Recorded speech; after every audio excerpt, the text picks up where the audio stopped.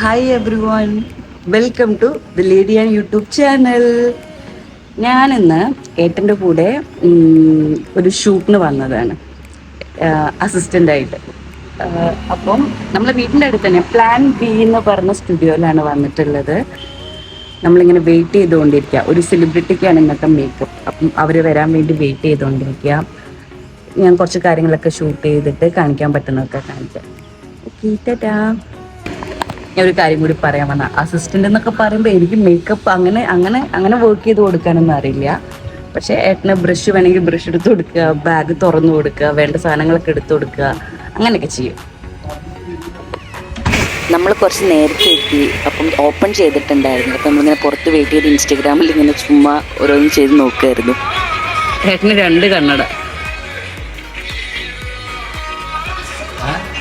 2 കണ്ണട, ലാഷസ് ഉണ്ട്.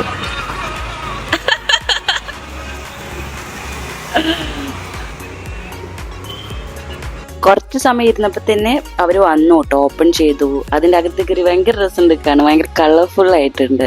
അവിടെ വരച്ച് വെച്ചിട്ടുള്ള ആ ഫോട്ടോസ് എല്ലാം ഇതിൻ്റെ ഓണർ ജിബിൻ ചേട്ടൻ ഫോട്ടോഗ്രാഫർ തന്നെയാട്ടോ വരച്ചിട്ടുള്ളത്. ഡോറിലൊക്കെ അവിടെ വന്ന ആൾക്കാർ ഓരോന്ന് എഴുതിയിട്ടുണ്ട്. അങ്ങനെ നോക്കിയപ്പോഴാണ് വേറൊരാൾ എഴുതിയത് കണ്ടത്. ആരാന്ന് മനസ്സിലായില്ലേ? പിന്നെ അവിടെ ഷെൽഫിലെല്ലാം കുറെ ക്യൂട്ട് ഐറ്റംസ് ഉണ്ടായിരുന്നു. പിന്നെ മറ്റേ ടോയ് കാർസ് ഒക്കെ അതിൽ കുറേ കളക്ഷൻസ് ഉണ്ടായിരുന്നു. നമ്മൾ വന്ന സമയത്ത് തന്നെ അവിടെ ഓർഡർ ചെയ്ത് വേറെയും കുറെ വന്നിട്ട് അതൊക്കെ ചെക്ക് ചെയ്തുകൊണ്ടിരിക്കുകയായിരുന്നു. കണ്ടില്ലേ, കുട്ടി ഇതാ നോക്ക്, ഇതാണ് അവർ പുതിയത് ഓർഡർ ചെയ്തത് വന്നത്. അതൊക്കെ ഇനി പൊട്ടിച്ചിട്ട് ഷെൽഫിൽ അറേഞ്ച് ചെയ്യണമെന്ന് ഇങ്ങനെ പറയായിരുന്നു. ആർട്ടിസ്റ്റ് എത്തിയിട്ടുണ്ടായിരുന്നില്ല. അപ്പം നമ്മൾ അവർ വരാൻ വേണ്ടി വെയിറ്റ് ചെയ്തുകൊണ്ടിരിക്കുകയായിരുന്നു.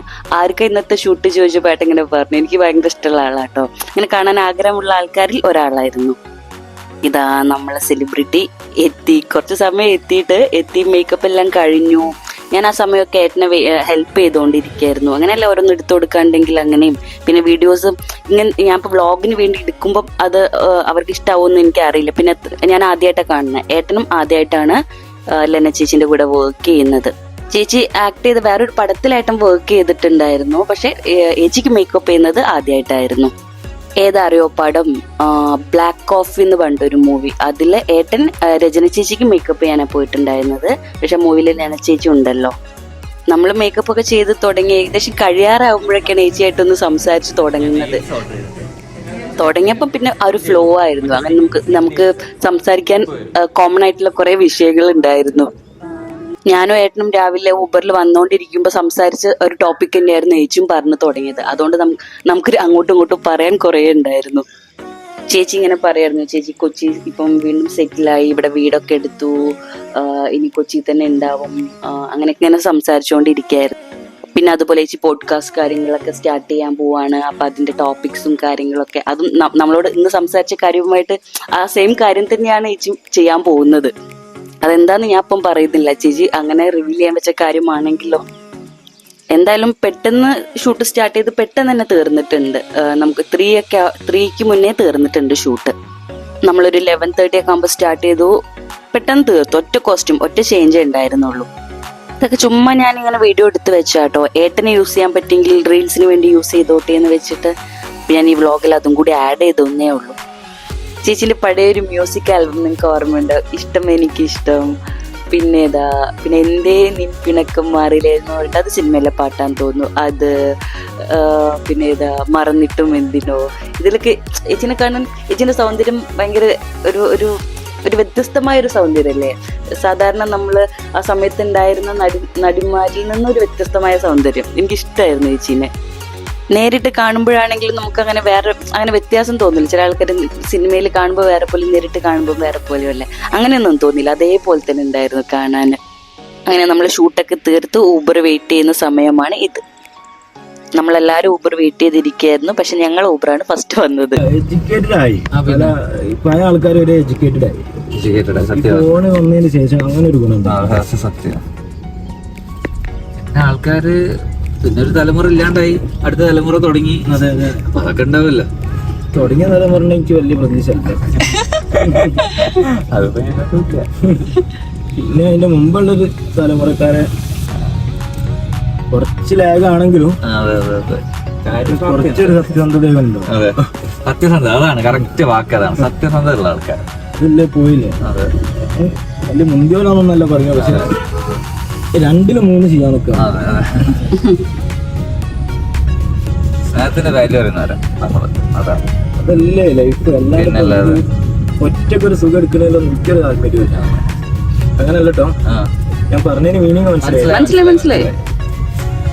ഒരാളെയും കൂടി ആ സുഖം എടുപ്പിക്കാൻ കഴിയാന്നുള്ളതാണ് സുഖം. അതെ അതെ. ഇപ്പോഴത്തെ സമൂഹം ഭയങ്കര സെൽഫിഷ് അല്ല. പക്ഷെ വേറൊരു കാര്യം കേട്ടോ, അതേപോലെ ആയി വരുന്ന നമ്മളും, അതായത് നമ്മൾ അങ്ങനെ ആയി പോവാണ്. അതെ, സിറ്റുവേഷൻ നമ്മളത് അങ്ങനെ ആക്കുകയാണ്. 13 മുതൽ ഞാൻ ഇവിടെ ഉണ്ട്. അപ്പൊ അതായത് 13ാമത്തെ വർഷം. എനിക്ക് കൊച്ചിയില്, അതായത് കൊച്ചിക്കാരായിട്ടുള്ള ഫ്രണ്ട്സ് ഇല്ല. എനിക്ക് ഇവിടെ അറിയുന്ന ആൾക്കാർ, ഫ്രണ്ട്സ് അല്ല, അറിയുന്ന ആൾക്കാർ എന്ന് പറയുന്നത് മലപ്പുറംകാര്, കാസർഗോട്ടുകാര്, കണ്ണൂർക്കാര്, കോഴിക്കോട്ടുകാരെ എനിക്ക് ഇവിടെ അറിയുള്ളൂ. ഇവിടെ അതിന് അധികം വർക്ക് ചെയ്യുന്ന ആൾക്കാരൊക്കെ പുറത്തുള്ള. അതെ അതെ, പ്രത്യേകിച്ച് ഈ കാക്കനാട് സൈഡിൽ മൊത്തം മലപ്പുറം, കാസർഗോഡ്, കണ്ണൂർ ഭാഗത്തുള്ള ആൾക്കാരാണ്.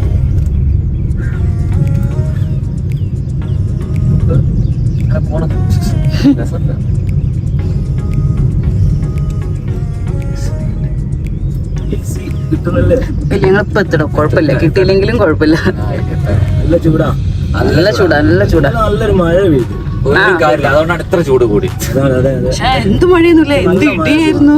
പക്ഷെ അടിപൊളി മഴ. ആ പെയ്യുന്നതിന് മുന്നേ വരെ നല്ല ചൂടല്ലേനോ? അതാ മഴക്കാരുടെ ചൂടാ. മഴ പെയ്ത് കഴിഞ്ഞപ്പോ ചൂടും കൂടിയില്ലേ? കൂടി. പക്ഷെ ഇന്നലെ നൈറ്റ് കുറച്ചൊരു സുഖം ഉണ്ടായിരുന്നു. ഇന്ന് പകലത്തേക്ക് ഭയങ്കര പക്ഷെ ഒരു മുന്നറിയിപ്പില്ലാത്ത മഴ അല്ലേ? പക്ഷെ രാവിലെ മഴ പെയ്ത പോലെ ഇല്ല. അല്ല, അവിടെ ഇവിടെ വെച്ചിട്ട് വെള്ളമൊക്കെ നിൽക്കുന്നുണ്ട്, അതൊക്കെ പോയിണ്ടോ ഇപ്പൊ? ശരിക്കും വെള്ളം നിൽക്കണ മഴ പെയ്താലേ കാര്യമുള്ളൂ. അതെ, നല്ല നിൽക്കാം. എന്നാലേ ഭൂമി അറിയുള്ളൂ. ഭൂമി നല്ലോണം കൂടെ കുടിച്ചിട്ട് ഇന്നൊരു മൂടി, അതെ അതെ, ഇല്ലെങ്കിൽ വീട്ട് പുറത്തേക്ക് വരും. അതെ അതെ. ഇന്നൊരു മൂടി ക്ലൈമറ്റ് ആണ് അല്ലേ? ഇവിടെ താഴത്തോട്ടാണ് അല്ലേ? ലെഫ്റ്റില് താഴേക്ക്.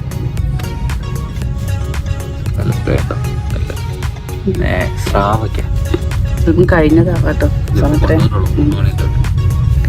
കൊണ്ട് വെക്കുന്നുള്ളൂ.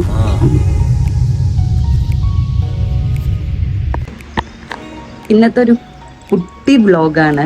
പെട്ടെന്ന് ഇങ്ങനെ പോയപ്പോൾ മൈൻഡിൽ ഇങ്ങനെ തോന്നി, അത് ഷൂട്ട് ചെയ്ത് എടുത്ത് വെക്കുകയാണ്. അങ്ങനെ ഷൂട്ട് ചെയ്ത് വെച്ചതാ. അപ്പോൾ അവിടുത്തെ കുറച്ച് കാര്യങ്ങളും പിന്നെ ഊബറിൽ വരുമ്പോഴുള്ള കുറച്ച് കാര്യങ്ങളൊക്കെ ഷൂട്ട് ചെയ്തിട്ടുണ്ട്. അപ്പോൾ അതെല്ലാം കൂടി ഉള്ളൊരു വ്ളോഗായിരിക്കും. അപ്പം അടുത്ത വ്ളോഗിൽ കാണാം. Thank you for watching. By.